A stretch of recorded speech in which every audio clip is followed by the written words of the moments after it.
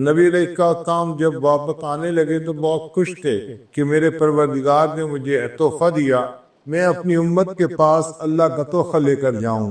راستے میں ایک آسمان کے اوپر حضرت موسیٰ علیہ السلام انتظار میں تھے۔ پوچھا، اے اللہ کے حبیب صلی اللہ علیہ وسلم، اللہ تعالیٰ نے آپ کو کوئی تحفہ دیا؟ فرمایا 50 نمازوں کا۔ تو انہوں نے کہا، اے اللہ کے محبوب صلی اللہ علیہ وسلم، میری امت پر چند نمازیں فرض تھیں اور ان کے لیے وہ پڑھنی بھی مشکل ہو گئی تھی۔ 50 نمازیں تو بہت زیادہ ہیں، آپ اللہ تعالیٰ سے عرض کریں کہ اللہ اس کو کم کر دیں۔ تو نبی علیہ السلام پھر اوپر عرش پر تشریف لے گئے۔ اللہ تعالیٰ نے 5 نمازیں کم کر 45 ہو گئی ہیں۔ پھر دوبارہ موسیٰ علیہ السلام نے کہا کہ نبی علیہ السلام نے دوسری مرتبہ عرض کیا تو 40 ہو گئی۔ غرض 9 مرتبہ اوپر نیچے جانا ہوا اور 45 نمازیں معاف ہو گئیں اور 5 نمازیں رہ گئیں۔ پھر نبی علیہ السلام نے فرمایا موسیٰ علیہ السلام کو کہ اب مجھے اللہ کے سامنے جاتے ہوئے حیا آتی ہے، شرم آتی ہے۔ 5 نمازیں تو ہیں، میری امت 5 نمازیں پڑھ لے گی، مگر اللہ نے فرمایا کہ میرے محبوب صلی اللہ علیہ وسلم آپ کی امت 5 نمازیں پڑھے گی، ہم ان کے نام اعمال میں 50 نمازوں کا ثواب لکھیں گے۔ من جاء بالحسنۃ فلہ عشر امثالھا، اللہ تعالیٰ نے 10 گنا اجر دینے کا وعدہ فرمایا۔ اب یہاں پر 2-3 نکتے ہیں، وہ ذرا غور سے سنیے کہ نبی علیہ السلام نے مسجد اقصیٰ میں سب انبیاء کی امامت فرمائی، تو حضرت موسیٰ علیہ السلام کیوں راستے میں بیٹھے تھے؟ حضرت ابراہیم علیہ السلام کیوں نہ بیٹھے؟ حضرت آدم علیہ السلام کیوں نہ بیٹھے؟ کوئی اور نبی علیہ السلام کیوں نہ بیٹھے؟ حضرت موسیٰ علیہ السلام راستے میں بیٹھے انتظار کیوں کر رہے تھے؟ علماء نے جواب دیا کہ حضرت موسیٰ علیہ السلام کلیم اللہ تھے، وہ کوہ طور پہ جاتے تھے، اللہ تعالیٰ سے ہم کلامی کرتے تھے۔ ہم کلامی کرنے سے ان کے دل میں چاہت ہوئی کہ اے اللہ، میں آپ کا دیدار کرنا چاہتا ہوں، رب ارنی انظر الیک۔ اب انہوں نے جب اللہ سے فریاد کی تو اللہ نے فرمایا، میرے پیارے موسیٰ علیہ السلام، دنیا میں تم زیارت نہیں کر سکتے، انک لن ترانی، نہیں دیکھ سکتے۔ بلکہ اللہ تعالیٰ نے کوہ طور پر تجلی ڈالی تو موسیٰ علیہ السلام بے ہوش ہو کر گر گئے، اور وہ تجلی بھی 70,000 پردوں میں سے تھی۔ تو موسیٰ علیہ السلام نے سوچا کہ میں تو اللہ تعالیٰ کا دیدار نہیں کر سکا، اب اللہ تعالیٰ نے معراج پر اپنے محبوب صلی اللہ علیہ وسلم کو بلایا ہے تو محبوب اللہ کا دیدار کر کے آئیں گے، میں راستے میں بیٹھتا ہوں تاکہ میں سب سے پہلے ان کا دیدار کروں جو اللہ کا دیدار کر کے آ رہے ہیں۔ دوسرا نقطہ کہ اللہ تعالیٰ چاہتے تو 50 تو پہلی دفعہ ہی 45 کر دیتے، چلو 5 رہ گئیں، 45 معاف۔ یہ 5 کر کے 9 دفعہ چکر لگانا، یہ کیا مسئلہ ہوا؟ علماء نے جواب دیا کہ اللہ تعالیٰ اگر چاہتے تو ایسا کر سکتے تھے، مگر اللہ تعالیٰ نے 5 نمازوں کو معاف اس لیے کیا کہ کل کو کہنے والے اعتراض نہ کرے کہ اللہ کے حبیب صلی اللہ علیہ وسلم کو معراج حاصل ہوا تھا، بس 1 دفعہ چلے گئے تھے۔ اللہ نے فرمایا نہیں، 1 دفعہ وہ عرش پر نہیں آئے، میرے محبوب جتنی مرتبہ چاہیں گے اتنی مرتبہ عرش کے اوپر آئیں گے۔ تو 9 مرتبہ نبی علیہ السلام عرش پر گئے اور اللہ نے 45 نمازوں کو معاف کر دیا اور باقی 5 نمازیں رہ گئے۔ اب ایک تیسرا نقطہ بڑا مزے کا ہے کہ حضرت موسیٰ علیہ السلام نے کہا کہ اللہ کے حبیب صلی اللہ علیہ وسلم 50 نمازیں بہت زیادہ ہیں، آپ کم ہونے کی درخواست کریں۔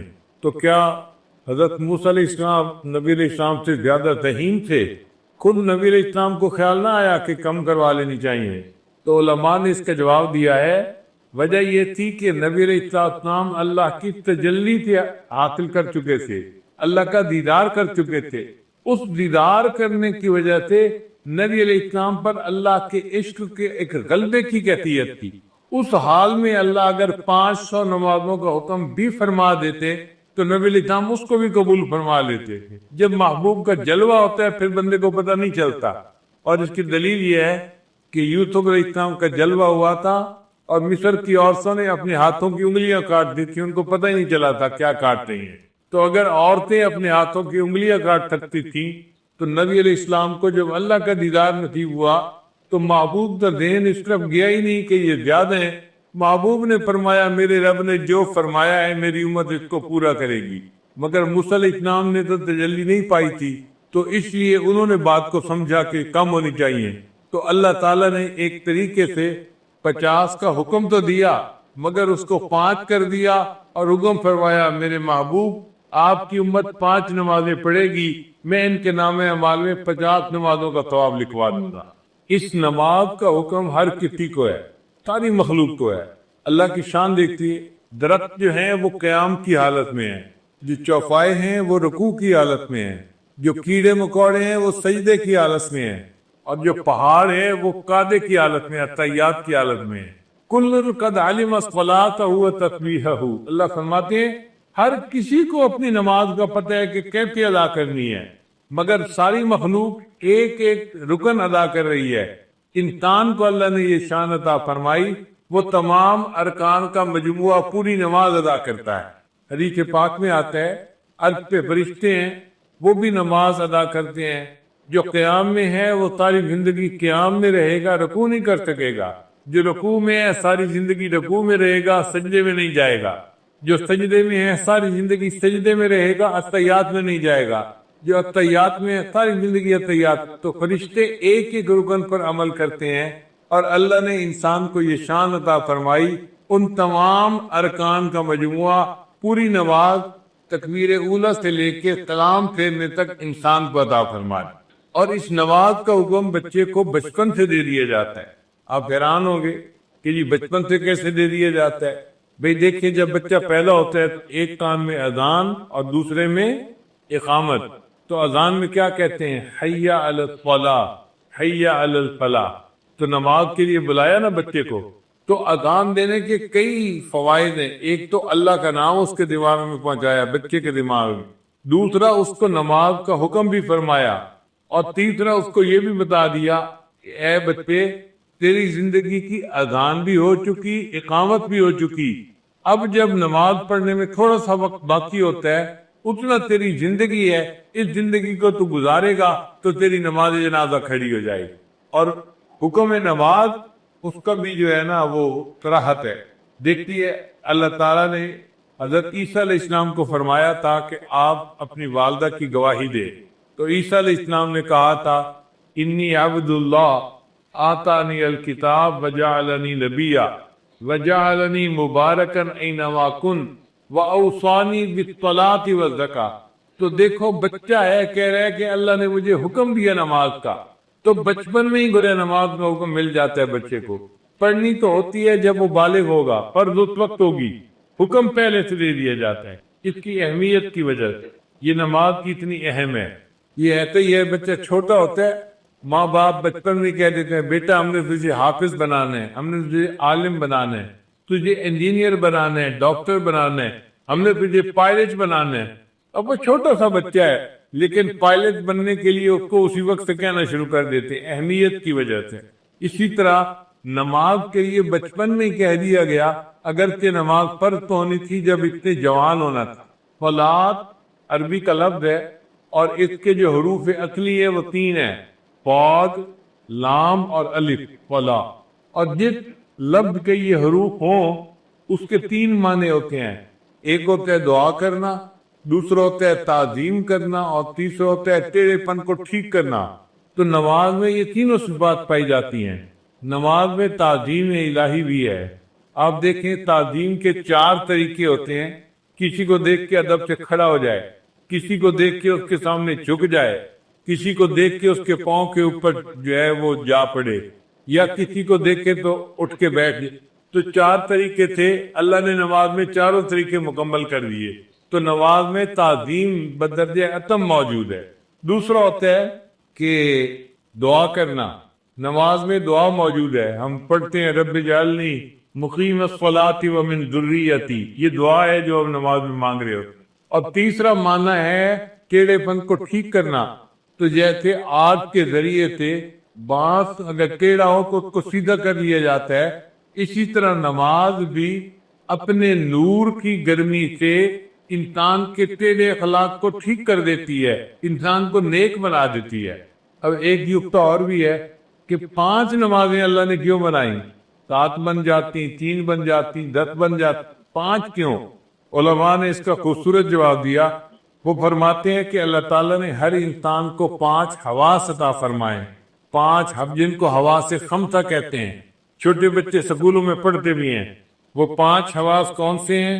دیکھنا، سننا، سونگھنا، چھونا اور چکھنا، یہ 5 حواس ہیں جو اللہ نے ہر بندے کو عطا فرمائے ہیں، اور 5 حواس پر شکریہ ادا کرنے کے بدلے اللہ نے ان پر 5 نمازیں فرض فرما دی۔ جو 5 نمازیں پڑھتا ہے وہ گویا 5 حواس کا شکریہ ادا کر رہا ہوتا ہے۔ بعض علماء نے کہا کہ 5 نعمتیں بنیادی ہیں: کھانا، پینا، کپڑا، مکان، بیوی۔ اب یہ ہر بندے کو ان کی ضرورت ہوتی ہے، تو اللہ نے 5 نمازیں اس لیے فرض ادا فرمائی کہ میرے بندے 5 نمازیں پڑھنے سے تم 5 نعمتوں کا شکر ادا کرنے والے بن جاؤ گے۔ بعض علماء نے لکھا کہ 5 مصیبتیں ہیں جن میں سے ہر بندے نے گزرنا ہے۔ ایک ہے موت، دوسری ہے قبر، تیسرا ہے حشر، چوتھا ہے پل صراط اور 5واں ہے میزان۔ یہ 5 ایسی مصیبتیں ہیں کہ جن میں سے ہر بندے کو گزرنا ہی ہے، کہ نیک ہو یا بد ہو۔ اللہ نے 5 نمازیں فرض فرمائی، جو میرا بندہ 5 نمازیں پڑھے گا میں ان کو ان 5 مصیبتوں میں سے آسانی کے ساتھ گزار دوں گا۔ البتہ ہوتا ہے کہ اللہ تعالیٰ نے فجر کے وقت نماز کو فرض فرمائی، تو علماء نے جواب دیا کہ حضرت آدم علیہ السلام کو اللہ نے رات کے وقت اتارا تھا زمین پر، تو وہ بڑا اللہ کے سامنے روئے، دعائیں مانگی۔ جب صبح کی روشنی ہوئی تو انہوں نے شکرانے کی نماز پڑھی، تو حضرت آدم علیہ السلام کے شکرانے کی نماز کی وجہ سے اللہ نے امت کو فجر کی نماز عطا فرمائی کہ تم بھی اپنے والد اکبر کی طرح سے اپنے اعمال کا شکریہ ادا کرنے والے بن جاؤ گے۔ پھر دوسرا، جنت میں جو اللہ تعالیٰ کا دیدار ہوگا وہ صبح کا وقت ہوگا، جیسے طلوع ہونے سے پہلے کا وقت ہوتا ہے نا، اس طرح کا وقت ہوگا۔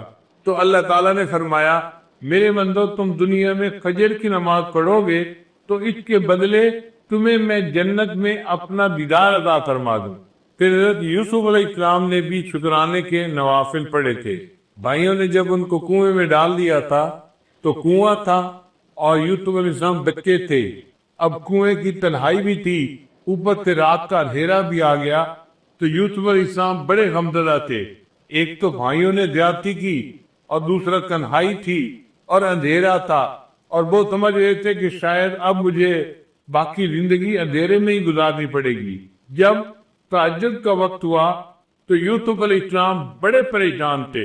حدیث پاک میں آتا ہے انہوں نے اس وقت دعا مانگی، اے اللہ میری پریشانی کو بھی دور کر دے، اور جو بھی پریشان بندہ ہے دنیا میں اس کی بھی پریشانی کو دور کر دی۔ اللہ تعالیٰ نے یوسف علیہ السلام کی دعا کو ایسے قبول کیا کہ وہ رات کا ایسا وقت ہوتا ہے ہر پریشان بندے کی پریشانی ختم ہو جاتی ہے۔ آپ دیکھیں کوئی بندہ فوت ہو گیا، گھر کے سارے لوگ پریشان ہیں، سارا دن روئیں گے، رات بھر روتے رہیں گے، آپ دیکھیں گے اس تہجد کے وقت ان کو بھی نیند آ جائے گی، وہ بھی پرسکون ہو جائیں گے۔ کسی بندے کی بیماری ہو تو آپ دیکھیں کہ تہجد کے وقت اسپتال میں مریضوں کی حالت پرسکون ہو جاتی ہے۔ تو ہر بندے کی پریشانی تہجد کے وقت میں اللہ کم کر دیتے ہیں۔ یہ یوسف علیہ السلام کی دعا قبول ہوئی، اللہ نے ہر پریشان کی پریشانی کو دور فرما دیا۔ پھر جب صبح کی روشنی ہونے لگی، طلوع ہونے کا وقت ہوا، تو یوسف علیہ السلام نے شکرانے کی نفل پڑھے تھے کہ چلو اندھیرے سے تو جان چھوٹی، مجھے پتہ تو چلا نا کہ یہ روشنی کا وقت آ گیا ہے۔ اب ان کے اس شکریہ کے نماز پڑھنے کو اللہ تعالیٰ نے امت مسلمہ کے لیے بھی پسند فرمایا کہ تم بھی یوسف علیہ السلام کی طرح اس وقت اگر فجر کی نماز پڑھو گے تم بھی اللہ کی نعمتوں کا شکر ادا کرنے والے بن جاؤ گے۔ پھر ظہر کی نماز اللہ نے کیوں فرض فرمائی؟ اس لیے کہ ظہر کے بعد سورج ڈھلتا ہے، تو مومن کو اللہ نے سبق دیا، دیکھو چڑھتے سورج کی ہر کوئی پرستش کرتا ہے، لیکن جب سورج ڈھلنے لگ جائے تم اپنے رب کی عبادت کرو۔ ہم چڑھنے اور اترنے والوں کی پرورش نہیں کرتے، ہم اپنے رب کی پرورش کرتے ہیں۔ ہم سورج اور چاند کی پرورش کرنے والے نہیں، ہم اپنے پروردگار کی عبادت کرنے والے بندے ہیں۔ پھر یہ کہ وہ گرمی کا وقت ہوتا ہے تو اللہ تعالیٰ نے فرمایا میرے بندو تم میں سے جو کوئی ظہر کی نماز پڑھے گا گرمی کے وقت میں اس کے بدلے اس کے لیے قیامت کے دن کی گرمی کا برداشت کرنا آسان کر دوں گا، اس کو میں عرش کا سایہ عطا فرما دوں گا۔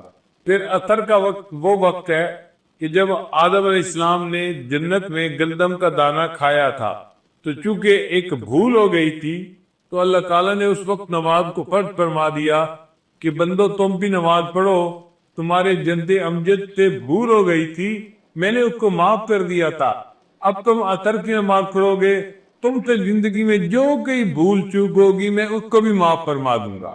پھر عصر کے وقت حضرت یونس علیہ السلام کو مچھلی نے اپنے پیٹ سے باہر نکالا تھا تو اللہ تعالیٰ نے فرمایا کہ میرے بندو تم بھی حالات کی مچھلی کے پیٹ میں پھنس سکتے ہو۔ مثال کے طور پہ کوئی قرضے کے اندر پھنسا ہوا ہے، ادا نہیں ہو رہا، کسی کا کاروبار بند ہے، چلتا نہیں، کوئی بیماری کی مصیبت میں پھنسا ہوا ہے، بیماری دور نہیں ہوتی، کوئی بچی گھر بیٹھی ہے، رشتہ نہیں آتا، وہ حالات کی مچھلی کے پیٹ میں پھنسی ہوئی ہے۔ اب اس مچھلی کے پیٹ سے کیسے نکلے؟ عصر کی نماز پڑھو گے، اللہ تعالیٰ تمہیں ان مصیبتوں کی مچھلی کے پیٹ سے نکال دیں گے، مسئلوں کو حل کر دیں گے۔ پھر قبر میں جو میت سے سوال جواب ہوتا ہے تو اس وقت عصر کا وقت ہوتا ہے، تو عصر کی نماز اس لیے قائم فرمائی کہ جو بندہ عصر کی نماز دنیا میں پڑھے گا اس کے لیے قبر میں سوال و جواب کا دینا اللہ آسان فرما دیں گے۔ مغرب کی نماز اللہ نے کیوں فرض فرمائی؟ اس لیے کہ سارے دن میں جو غلطیاں ہوئی، کوتاہیاں ہوئیں، اب یہ مغرب کی نماز پڑھے گا، اللہ پورے دن کے گناہوں کو اس کے بدلے معاف فرما دیں گے۔ حضرت آدم علیہ السلام کی توبہ اللہ نے مغرب کے وقت قبول فرمائی تھی، تو امت محمدیہ کو مغرب کی نماز دی گئی کہ تم اگر مغرب کی نماز پڑھو گے اس کے بدلے ہم تمہاری زندگی کے سب گناہوں کو معاف کر دیں گے، تمہاری توبہ کو بھی قبول فرما لیں گے۔ اب عشاء کی نماز یہ اس امت کی خصوصیت ہے، پہلے کسی امت کو عشاء کی نماز نہیں ملی، عشاء کی نماز امت محمدیہ ہی کو ملی ہے۔ کیوں کہ نبی علیہ السلام کو جو معراج ملا تھا وہ عشاء کی نماز کے وقت ملا تھا۔ اللہ نے فرمایا میرے محبوب آپ کی امت عشاء کی نماز پڑھے گی، آپ کو تو میں نے جسمانی معراج عطا فرمایا، آپ کی امت کو عشاء کی نماز کے بدلے روحانی معراج عطا فرما۔ ایک سوال ذہن میں یہ پیدا ہوتا ہے کہ نماز میں رکعتیں 2 ہوتی ہیں، 3 ہوتی ہیں یا 4 ہوتی ہیں؟ فجر کی 2 رکعت فرض ہے، ظہر کی 4 رکعت فرض ہے، مغرب کی 3 رکعت فرض ہے، تو 2، 3 اور 4 رکعتیں، یہ رکعتوں کا سلسلہ اتنا ایسے کیوں ہے؟ 1 رکعت ہوتی، 2 رکعت ہوتی، کام ختم ہو جاتا، آخر 2 رکعت، 3 رکعت یا 4 رکعت میں کیا حکمت ہے؟ قرآن مجید کی آیت ہے اللہ نے فرشتوں کو بنایا جاعل الملائکۃ رسلا اولی اجنحۃ مثنی و ثلاث و رباع، اللہ نے فرشتوں کو پیدا کیا، بعض فرشتوں کے 2 پر ہیں، بعض کے 3 اور بعض کے 4۔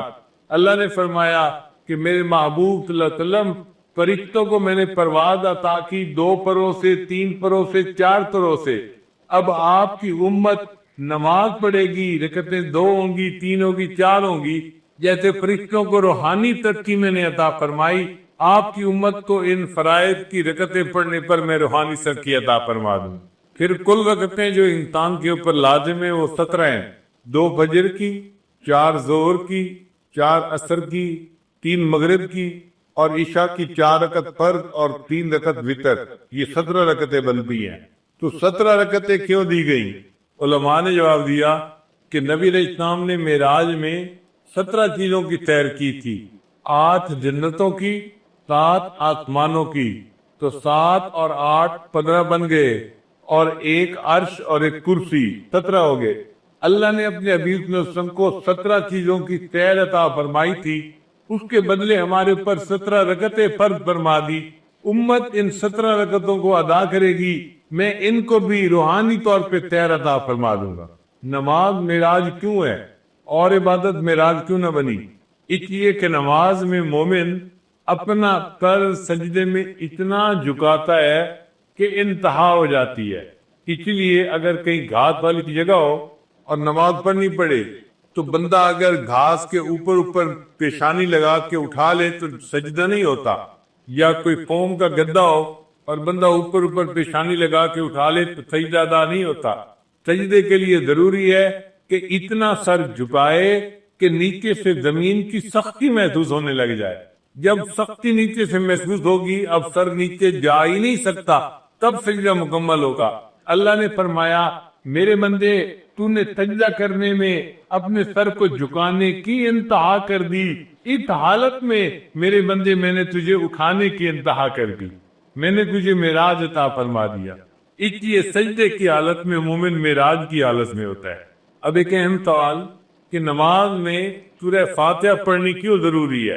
نبی اسلام نے ارشاد فرمایا ان الصلاۃ تنہا، نبی اسلام نے فرمایا لا صلاۃ الا بفاتحۃ الکتاب، کہ سورہ فاتحہ پڑھے بغیر نماز نہیں ہوتی۔ علماء نے لکھا ہے کہ فاتحہ پڑھنی ضروری ہے۔ اگر کسی بندے نے نماز میں فاتحہ پڑھ لی تو باقی کچھ بھی نہیں پڑھا، اس کی نماز ہو جائے گی۔ فاتحہ نہیں پڑھی تو نماز نہیں ہوتی، نماز فاتحہ پڑھنی ضروری۔ اتنی اہمیت کیوں ہے؟ اس کی وجہ ہے وہ ذرا سمجھ لیجئے کہ اللہ تعالیٰ نے جتنی آسمانی کتابوں میں اپنے معارف کو اتارا، اس سب معارف کو اللہ نے قرآن مجید میں اتار دیا۔ پھر قرآن مجید میں اللہ نے جو کچھ نازل فرمایا اس کو اللہ نے سورہ بقرہ میں نازل کر دیا۔ پھر اللہ نے سورہ بقرہ میں جو کچھ نازل فرمایا اس کو سورہ فاتحہ میں نازل فرما دیا۔ اس لیے سورہ فاتحہ کو فاتحہ کہتے ہیں۔ یہ اوپننگ چیپٹر ہے قرآن مجید کا، اس کو باب القرآن کہتے ہیں۔ یہ قرآن پاک کا دروازہ ہے، یعنی پورے قرآن میں جو مضامین تھے وہ سارے کے سارے سورہ بقرہ میں آ گئے، سورہ فاتحہ میں آ گئے۔ ذرا اس پر غور کر لیجئے کہ سورہ فاتحہ میں کیسے آ گئے۔ سورہ فاتحہ میں الحمدللہ یہ دو الفاظ ہیں جو اللہ کی تعریف کرتے ہیں۔ اب پورے قرآن مجید میں اللہ کی جتنی تعریفیں ہیں، جتنی اللہ کی عظمت بیان ہوئی، اللہ کی کبریائی بیان ہوئی، وہ الحمدللہ کے لفظ میں سمٹ کے آ گئی کہ تعریفیں سب کس کے لیے ہیں؟ اللہ کے لیے۔ اور سچی بات یہ ہے کہ تعریفیں سچی اللہ ہی کو ہیں۔ حتیٰ کہ اگر کوئی بندہ ہر رات ہم اللہ سے دعا کر کے منوا سکتے اپنے رب کو، اس لیے کہ اللہ ہم سے بہت قریب ہے، پہلے آسمان، اور آواز لگاتا ہے میں خاص سننے آیا ہوں، بتاؤ ہے کوئی مانگنے والا؟ تو یہ بہت خاص وقت ہے، اور میں نے دیکھا ہے بہت سارے لوگوں نے اس کا تجزیہ کیا ہے، ان اوقات میں مانگی یہ دعا کبھی رد نہیں، کیونکہ اسپیشلی آدمی اٹھ کر یہ دعا کرتا ہے، اور اللہ نہیں ہونے والے کام بھی لوگوں کے۔ بہت سارے لوگ بولتے دعا کب کرنا، ہم نے افضل وقت کیا ہے؟ تو میں کہتا ہوں رات کے تیسرے پہر اٹھیے، تہجد کی نماز پڑھیے، وتر قائم کیجیے، اور پھر اپنے رب سب سے بہترین وقت اللہ کو سنانے کا، اس لیے کہ اللہ خود اس وقت کہتا ہے کوئی مجھ سے مانگنے والا میں دینے بیٹھا ہوں، ہے کوئی سوالی میں اس کے سوال کو پورا کروں گا، ہے کوئی مغفرت کا طلب کرنے والا آج مغفرت۔ تو ایوری ڈے ہمارے لیے مغفرت کا دن ہو سکتا ہے اگر ہم فائدہ اٹھانا چاہے۔ اسی طرح جو ہے نسائی کی روایت ہے، سنن نسائی کی مستدرک حاکم کی ہے کہ نبی اکرم صلی اللہ علیہ وسلم فرماتے ہوئے کہ رات کے آخری حصے میں بندہ اپنے رب کے سب سے زیادہ قریب ہو۔ کیوں سب سے زیادہ قریب ہوتا ہے؟ اس لیے کہ ان کا رب پہلے آسمان پہ آ جاتا ہے، تو بندہ سب سے، ایسے تو بندہ ہمیشہ اللہ سے قریب ہے، اس کا رب اسے سنتا ہے، لیکن یہ اور قربت کا وجہ ہے کہ اللہ رب العزت پہلے آسمان پہ آ جاتا ہے نا، قربت اور نزدیک ہو جاتی ہے، اس لیے وہ مانگنا چاہیے۔ صحیح بخاری اور مسلم کی روایت آپ نے فرمان کہا اللہ تعالیٰ کو سب سے محبوب نماز داؤد علیہ السلام کی نماز ہے۔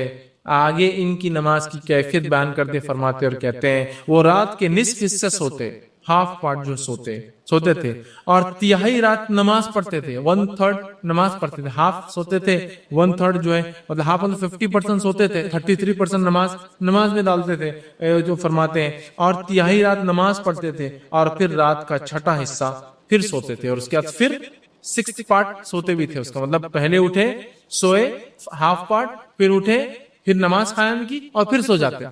تہجد میں ایسی ہوتا ہے نا، اگر ہم تہجد کے لیے اٹھتے ہیں اور فجر کو ٹائم ہوتا ہے، تو اگر ہم اٹھتے ہیں تہجد کیا تھوڑا وقت ہوتا ہے، ہم سو کے پھر اٹھ، تو یہ آپ فرماتے داؤد علیہ السلام کی نماز سب سے بہترین تھی، اور وہ کیا تھی؟ ہاف سوتے تھے، پھر 33% وہ کرتے تھے، اور 1/6 پھر سو جاتے تھے، اس کے اندر تھوڑا ٹائم باقی ہوتا تو پھر سوتے تھے۔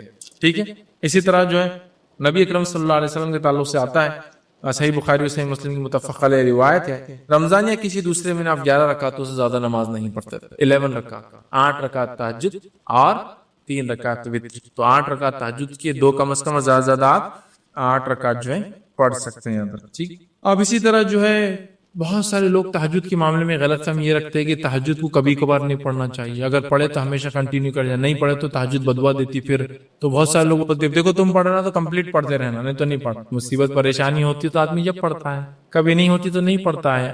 اللہ تعالیٰ توفیق دے ایک الگ بات ہے، لیکن سب کو یہ نماز کی مکمل توفیق نہیں ہوتی ہے، چونکہ ویسے فرض ہے بھی نہیں، بڑی افضل ہے اپنی دعائیں منگوانے کے لیے، منانے کے لیے رب کو، وہ تو ہے، لیکن یہ غلط فہمی کی بنیاد پہ نماز مت. بہت سے لوگ تہجد کیوں نہیں پڑھتے؟ سو کے اٹھنا ضروری ہے. بات دوست تو میں جاگتا نہیں ہوں, آج جاگ لیا تو تہجد پڑھوں گا, تو بولتے نہیں آج نہیں پڑھ سکتے. کیوں؟ خاص تھوڑی اٹھے تم نماز. سمجھ رہا؟ ایسا نہیں ہے میرے بھائی. اگر میں روز نہیں پڑھ سکتا ہوں لیکن آج جاگ گیا تو کتنا اچھا موقع ہے نا آج. پلس کیا تیسرے پہرے میں پڑھنا ضروری نہیں؟ عشاء کی بات پڑھ لیجیے آپ. مجھے لگتا ہے میں تہجد میں نہیں اٹھ سکتا ہوں, عشاء کے بعد میں نے تہجد کی 8 رکعت پڑھی, 3 وتر پڑھی, یہ بھی کر سکتا ہوں. سمجھ رہا؟ تو ضروری نہیں کہ آپ کنٹینیو رکھیں, ضروری نہیں کہ آپ آخر وقت میں پڑھیں. جب سہولت ہو, جیسے سہولت آپ پڑھیں. اور بہت ساری غلط فہمیاں ہوتی ہے کہ نماز کو پڑھ کے چھوڑے تو عذاب آ جاتا, لعنت برستی, کام ہو گیا تو پھر واپس خراب ہو جاتا, اس لیے کہ تم نے تو اللہ کو خوش کر دی رات میں اٹھ کے بعد تھوڑے دن بعد میں. نہیں, ایسا کچھ نہیں. ہمارا رب جو ہے بندے کی نیت کو دیکھتا ہے, تو لہٰذا جتنا ہو سکے کرے. ہاں, افضل یہ ہے کہ کوئی کام آپ جب شروع کرے اس کو کنٹینیو رکھے, لیکن کوئی ضروری نہیں کہ کوئی چیز کنٹینیو رکھی جا سکے. ہو سکتا ہے آپ کر پائے, ہو سکتا نہ کر پائے, تو بہرحال کوئی مسئلہ نہیں. تو بغیر سو کر اٹھے کے بھی اس کو پڑھ سکتے ہیں, چونکہ تہجد کا معنی جاگنا ہوتا ہے, سونا اس میں شامل ہی نہیں. تو سمجھ لیجیے تھرڈ نائٹ شفٹ کرنے والے لوگوں کے لیے بڑا آسان ہے. نائٹ شفٹ ہے, چائے کا موقع مل رہا ہے تو 2 رکعت پڑھ لی اور 3 رکعت پڑھ لی. زیادہ ٹائم نہیں ہے, کمپنی نہیں دیتی. 2 رکعت تہجد کی پڑھی, 3 رکعت وتر پڑھ لی اور دعا کریے اپنے رب سے. نائٹ شفٹ میں بہت سے لوگ کام کرتے ہیں. ٹریول کر رہا ہوں, رات میں جاگ رہا ہوں سواری میں, ٹھیک ہے, تو تہجد پڑھ لے سکتا ہوں. اور ایک تو سفر میں ویسے اللہ مسافر کی دعا رد نہیں کرتا, اس پر جو ہے سواری میں ہوں, مطلب سہولت بھی نہیں ہے, اس پہ جاگ رہا ہوں رات میں اور دعا کر رہا ہوں اپنے رب سے. کتنی بڑی بات ہے نا.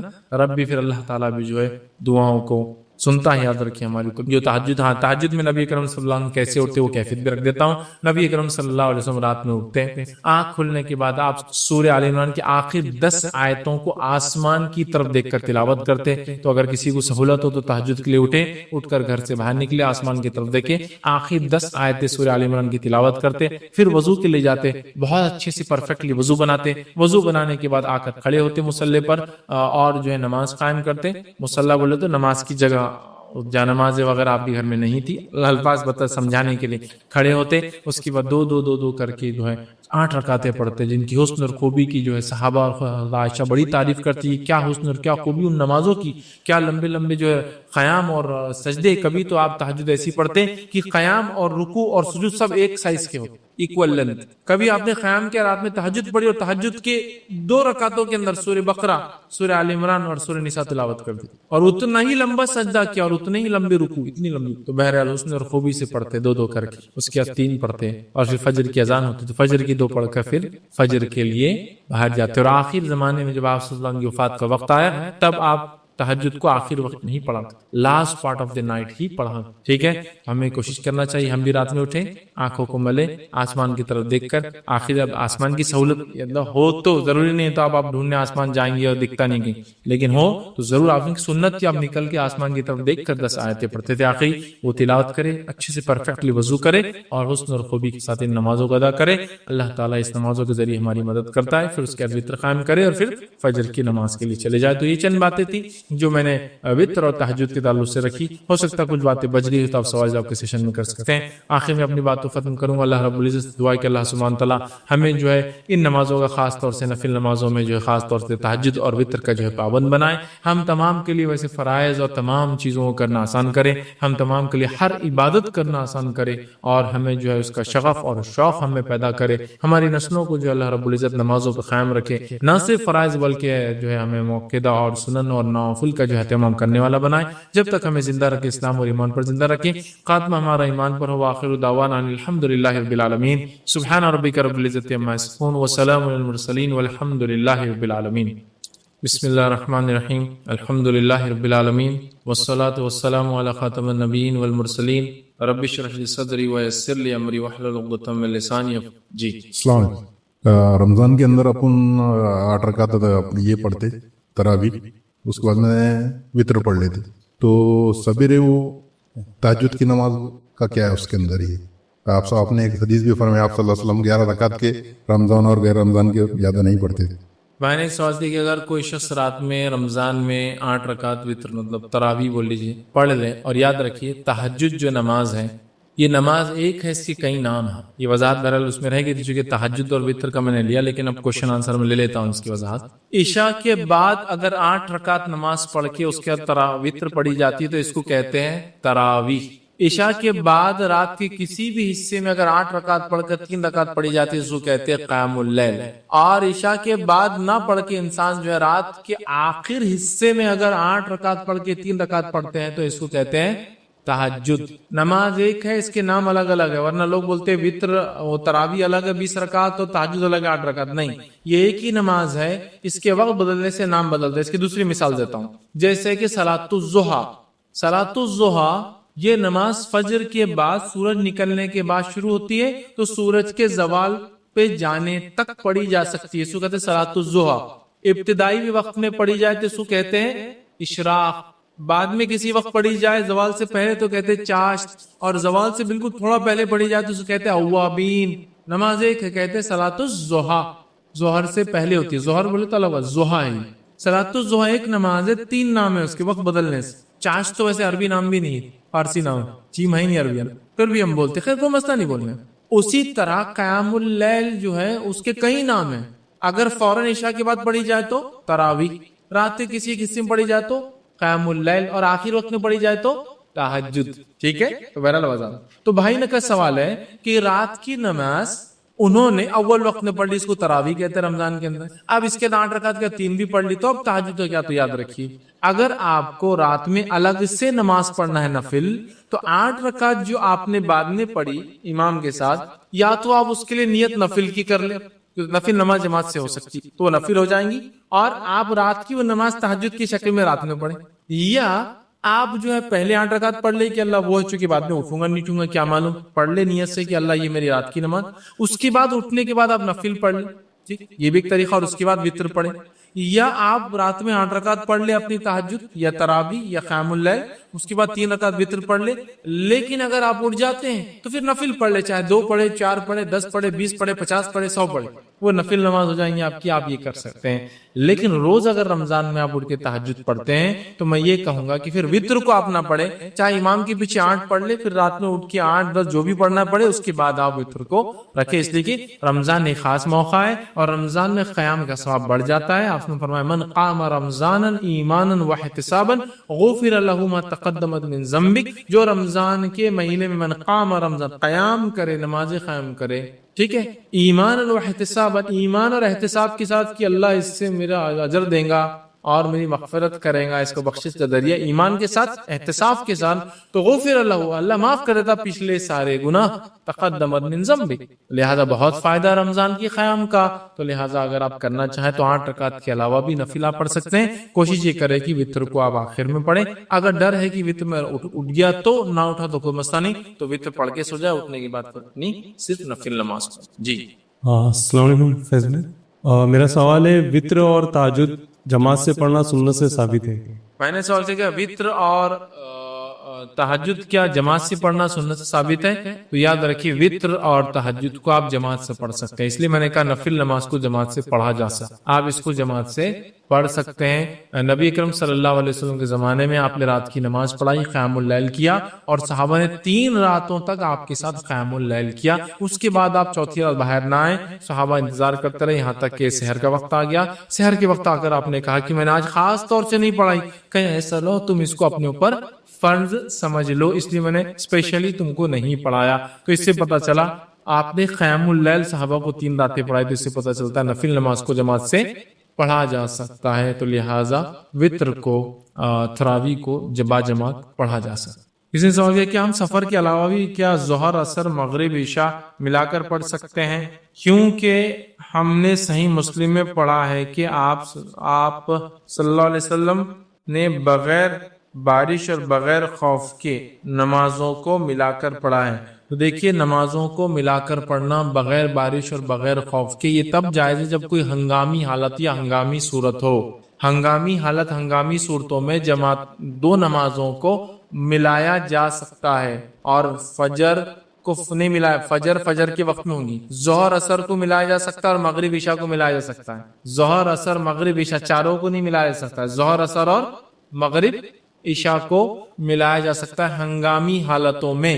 لیکن ہنگامی حالتوں میں یہ نہیں کہ گھر میں دعوت ہے نانخلیہ بن رہا تو عورتیں پوری ہماری تیاری میں ہیں تو ہنگامی حالت ہے نا، اس سے بڑا ہنگامہ تو کیا ہو سکتا ہے عورتوں کے لیے کہ گھر میں مہمان آ رہے کھانا ہے لہٰذا میں ظہر اثر ملا کے پڑھ لے رہی اور مغرب عشاء، یہ نہیں ہے۔ نبی اکرم صلی اللہ علیہ وسلم بغیر بارش کے بغیر کسی وجہ کے بھی کچھ نمازیں پڑھی ہے ملا کر، عبداللہ بن عباس رضی اللہ عنہ اس کے راوی ہے، لیکن وہ ہنگامی حالتیں ہنگامی صورتیں تھی۔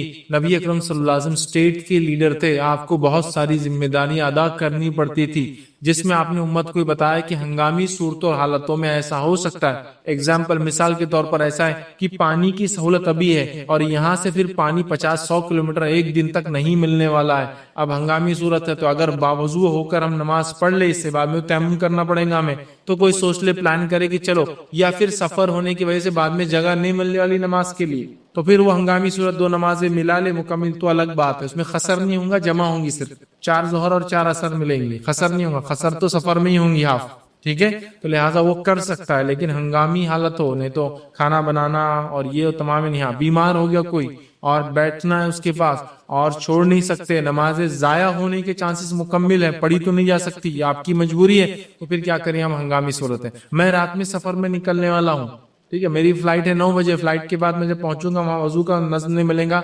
جماعت سے نماز نہیں ملیں گی، اس کے علاوہ مجھے بیٹھ کر نماز پڑھنا پڑیں گی سیٹ پر، تو میں یہ سوچتا ہوں کہ ابھی شہر سے نکلنے سے پہلے میں جو ہے مغرب کے بعد عشاء ملا لیتا ہوں، لیکن وہ 4 رکعت ہوں گی، خسر نہیں ہوں گی، پوری پڑھنا پڑیں گی، ٹھیک ہے، تو یہ ہو سکتا ہے ہنگامی حالتوں میں، عام حالت میں نہیں ہوتا ہے، تو لہٰذا اگر ہنگامی حالتوں میں کوئی ظہر اثر کو ملا لے اور مغرب عشاء کو تو بھی انشاءاللہ اس کو ہٹنے، لیکن یہ معمول نہ ہو بلکہ ہنگامی حالت اور مجبور۔ جی السلام علیکم، اس میں 2 سوال ہے۔ جو قنوت کے بارے میں آپ نے 2 دعائیں بتائی، ایک سنت سے ثابت اور جو نارملی پڑھے جاتے، اگر وہ دونوں بھی دعا نہیں آتی تو ہم عربی کی جو دعا ہے جیسے صحت کی، جنت کی، دوزخ کی، ایسا ہاتھ اٹھا کر وہ دعا کر سکتے ہیں کیا وتر میں آخری رکعت میں؟ اور دوسرا جیسا آپ نے بولا کہ سورہ آل عمران کی 10 آیتیں آسمان کو دیکھ کے پڑھنی ہے، تو وہ وداؤٹ وضو اب یاد تو ہے نہیں، تو قرآن ہاتھ میں لے کے پڑھنا پڑے گا، تو وداؤٹ وضو ہم پڑھ سکتے ہیں کیا؟ بھائی نے 2 سوال کیے، ایک تو یہ کہ اگر قنوت نازلہ میں جو دعائیں سنت سے ثابت ہے اگر کسی کو وہ یاد نہ ہو تو کیا وہ عربی زبان میں دعائیں کر سکتا ہے؟ تو یاد رکھیے، اگر کسی کو قنوت نازلہ کی جو ثابت شدہ سنت دعائیں ہیں یاد نہ ہو تو وہ عربی زبان میں کوئی بھی دعا پھر کر لے انشاءاللہ عزیز کو ہے، ربنا آتنا فی الدنیا حسنۃ وفی الآخرۃ حسنۃ وقنا عذاب النار، ایک بار نہیں 3 بار پڑھ لے، اس لیے کہ نبی اکرم صلی اللہ علیہ وسلم اہم دعاؤں کو 2-2 3-3 بار دہرایا کرتے تھے، تو وہ ایسا کر سکتا ہے۔ اور یہ بات یہ بھی ہے کہ جب آپ صلی اللہ علیہ وسلم قنوت پڑھتے تو قنوت کے آخر میں یاد رکھی، صحابہ سے عمل ثابت ہے کہ وہ صلی اللہ علیہ النبی وسلم پڑھتے تھے، نبی پر درود بھیجتے تھے آخر، ٹھیک ہے، تو یہ بھی آپ اس میں اضافہ کر سکتے کہ یہ پڑھنے کے بعد وہ صلی اللہ علیہ النبی وسلم کہ نبی اکرم صلی اللہ علیہ وسلم سلامتی ہو، یہ آپ کر سکتے، تو آپ عربی میں وہ کر سکتے، ٹھیک۔ دوسرا یہ بھی بتا دوں آپ کو میں کہ سمجھ لیجیے عربی میں دعا ہی یاد نہیں ہے مجھے کچھ، تو آپ کیا کیا، تو آپ تہجد جب پڑھتے ہیں، تہجد کی نماز کے سجدے میں آپ جو زبان آپ کو آتی ہے اس زبان میں دعا کر سکتے۔ تہجد میں مطلب نفل نماز کے سجدے میں جو زبان آپ کو آتی ہے، اردو، ہندی، مراٹھی، تیلگو، پنجابی، ملیالم، کوئی زبان آتی اس زبان میں کر سکتے، اور علماء نے اس کا جواز دی۔ اس حدیث کے الفاظ ہے، بندہ سب سے قریب اپنے رب سے سجدے کی حالت میں ہوتا ہے، لہٰذا اللہ سے مانگو۔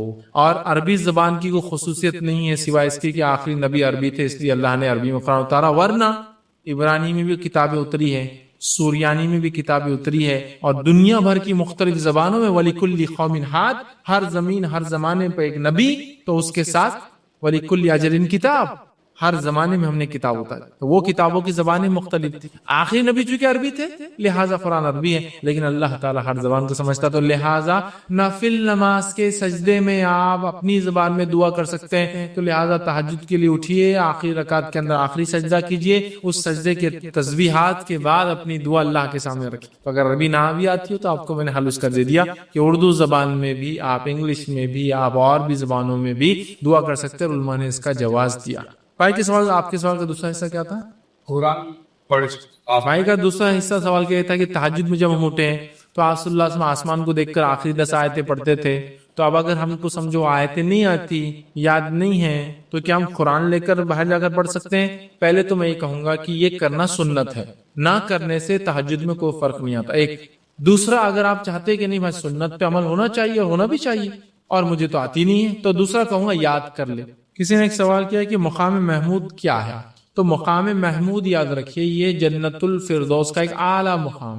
جنت الفردوس یہ جنت کا سب سے بیچ کا حصہ اور عرش کے نیچے ہے. اس کے اندر جو ہے جنت الفردوس کی جو چوٹی ہے سب سے ٹاپ موسٹ مقام ہے مقام محمود ہے، یہ ایک حصہ ہے.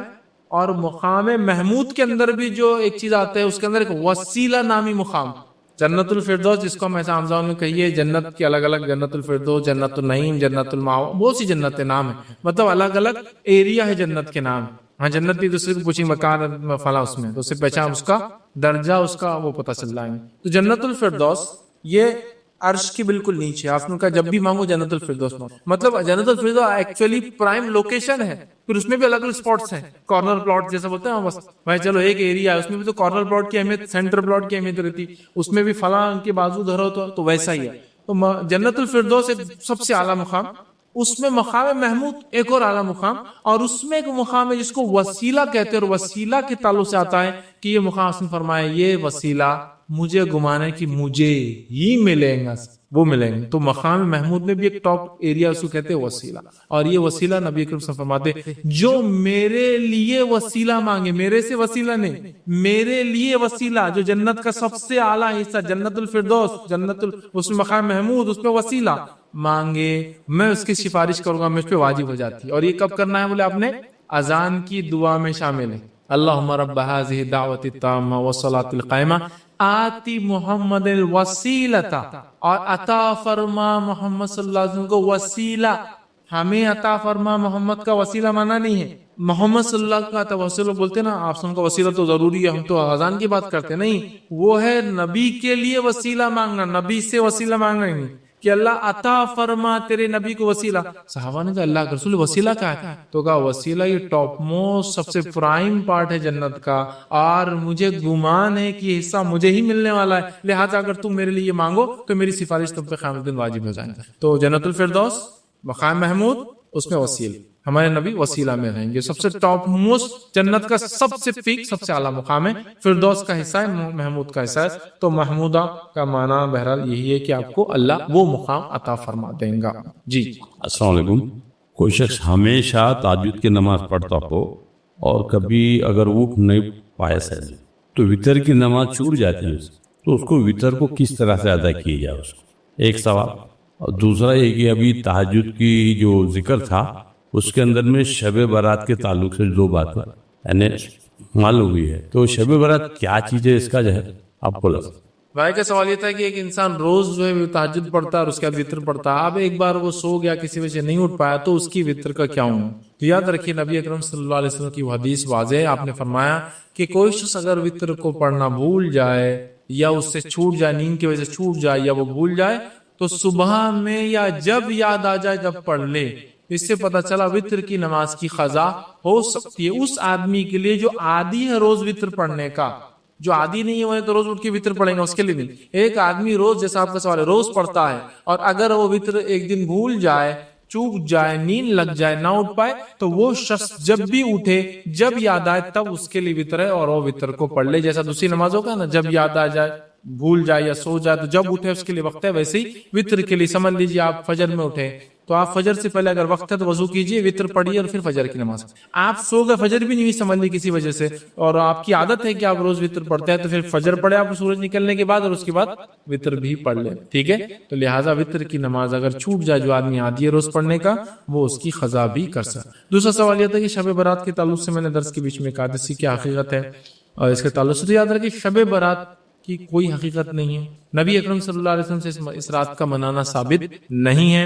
اس رات کی فضیلت کے تعلق سے ایک روایت آتی ہے جو کہ حسن درجے کی جو ہے، اللہ رسول البانی رحمہ اللہ نے اس کو حسن درجہ قرار دیا. وہ روایت یہ ہے کہ اللہ رب العزت اس رات لوگوں کی مغفرت کرتا ہے، مطلب اس رات کی فضیلت کی بات آتی ہے. 15 شعبان کو، برات کی فضیلت نہیں ہوگی، 15 شعبان کو اللہ تعالیٰ لوگوں کی مغفرت کرتا ہے سوائے کینہ پرور مطلب دل میں بغض رکھنے والا، کینہ رکھنے والا، ایسے انسان کو چھوڑ کر اور جو دوسرے کے بارے میں برائی رکھتا ہے اس کو چھوڑ کر اللہ تمام کی مغفرت کر دیتا ہے. تو وہ لکھتے ہیں کہ 15 شعبان کی یہ فضیلت تو ثابت ہے کہ اس دن یہ فضیلت ہے، لیکن اس کا منانا ثابت نہیں، کیونکہ کسی چیز کا فضیلت ہونا اس کے منانے کی دلیل نہیں ہوتا ہے. سمجھ رہے ہیں؟ تو لہٰذا اس برات کی تو کوئی حقیقت نہیں ہے، یہ تو 15 شعبان کی اس میں بھی جو فضیلت. برات یہ نفرت کا اظہار والی رات، یاد رکھیے نام ہی خود عجیب ہے، اس لیے کہ نبی اکرم صلی اللہ علیہ وسلم نے نہ قرآن نے نہ حدیث نے کبھی برات کا نام اس رات کو دیا. 15 شعبان جس کو ہم کہتے ہیں، اور پتہ نہیں اس کے تعلق سے پھر کیا کیا عقائد ہے. مردوں کی عید ہے، قبرستان جایا جاتا ہے، کھانا بنایا جاتا ہے، رات میں غسل دیا جاتا ہے، 100 رکعت یا 1000 رکعت نمازیں پڑھی جاتی ہے، اور قضائے عمری پڑھی جاتی ہے، اور رات میں قیام دن کے روزے کی فضیلت یہ بتائی جاتی ہے کہ 120 سال کے گناہ معاف ہوتے ہیں. یہ روایت من گڑت ہے، یہ روایت ضعیف ہے، یہ روایت موضوع ہے. یاد رکھیے کہ 120 سال کے گناہ معاف، یہ درست روایت نہیں. تو لہٰذا 15 شعبان کی جو ایک فضیلت ثابت ہوئی یہ ہے کہ اللہ اس رات لوگوں کی مغفرت کرتا ہے، سوائے چند لوگوں کے جو گناہ کرتے ہیں. اس کے علاوہ اس کو منانا اور اس میں کوئی خاص عبادت ثابت نہیں ہے. اس کی اگر تفصیلات دیکھنا ہے تو میرے 2 عنوان ہیں، شعبان ماہ شعبان کی فضیلت اور ہماری بدعتیں، اور دوسرا عنوان ہے شب برات کی حقیقت اور ہماری بدعتیں. بہت تفصیل میں نے ان موضوعات کو جو ہے اس میں ڈسکس کیا. کسی نے ایک سوال کیا ہے، should witr salah be prayed in even number when prayed in morning or daytime, making qaza for witr salah. سوال یہ ہے کہ اگر کوئی وطر نماز پڑھتا ہے تو کیا وہ اس کو ایون مطلب طاق کی جگہ جفت کر دے جبکہ وہ قضا کر رہا ہے اس کی؟ تو نہیں، جب وہ وطر پڑھ رہا ہے تو وطر طاق ہی ہوتی ہے. وطر کا معنی ہوتا ہے آرڈر. واللہ وطر ویحب الوطر، Allah is odd and loves odd. Allah تعالیٰ طاق ہے اور طاق کو پسند کرتا ہے، طاق عادت. ٹھیک ہے، تو لہٰذا وہ وطر ہی کریں گا، 1 رکعت یا 3 رکعت یا 5 رکعت ہی پڑھیں گا. وہ اس کو جفت نہیں کریں گا، مطلب اس کو ایون نہیں کریں گا. مطلب بہت سی غلط فہمی ہوتی ہے کہ رات میں پڑھے تو طاق، دن میں پڑھے تو جفت کرنا. نہیں، وہ دن میں بھی پڑھیں گا قضا تو اس کو طاق ہی پڑھیں گا. جی السلام علیکم شیخ. ہمارا سوال یہ ہے کہ اذان کے بعد کی جو دعا ہے اللہم رب حزید، تو یہ دعا ضروری ہے کہ ہر اذان کے بعد ہی پڑھیں، مطلب کسی اور وقت بھی پڑھ سکتے ہیں؟